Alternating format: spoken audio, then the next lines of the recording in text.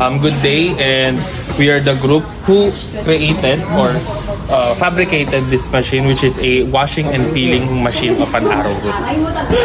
As you can see, the main two components of our machine is these two, the brushes and the sprinklers, which will serve as the washing and the peeling mechanism of the entire machine.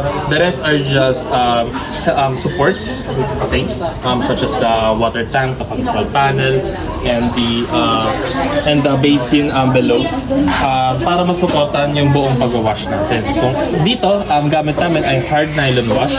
It's 6 pieces, masyadong malalaki. Ayan. Yung texture nito ay katulad lang ng mga brushes sa paglalaba, yung mga ginagamit natin sa household. At ito ay standard sprinkler naman na makikita natin sa mga fire system, sa mga washing, sa gardening. Ayan. Ngayon, dadako naman tayo dito. Okay.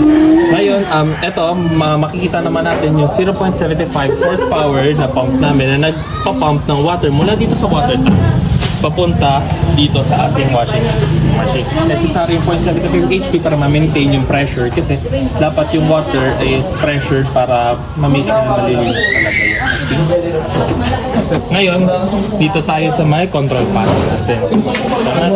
May mga buttons dito. Ito yung pang-on ng machine natin, ng rollers. Ito naman yung para sa water natin. And this is the emergency stop pag kunwari may aksidente, may nalaglag, or any reasons na kailangan natin i-stop immediately gamitin for safety purposes.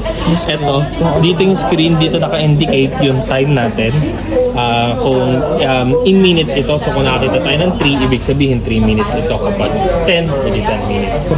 Ito naman yung breaker natin para lang ma-make sure na hindi na siya short circuit yung machine natin, or kung hindi natin ginagamit, pinapatay natin ito. Next, makikita na natin yung 0.5 horsepower na motor natin na nagpapaandar sa ating 6 na brush rollers. So ito naman yung opening na binubukas at sinasara natin kapag i-discharge natin yung Arrowroot mula doon sa ating machine para mas madali. Ito yung catch basin natin. Kung makikita mo, may filter dito para nahihiwalay yung skins na hindi natira doon sa machine. Tapos nandito naman sa pinakailalim yung water. Tapos madidrain siya sa pinakailalim. Ito yung drain natin. Ayan yung drain natin.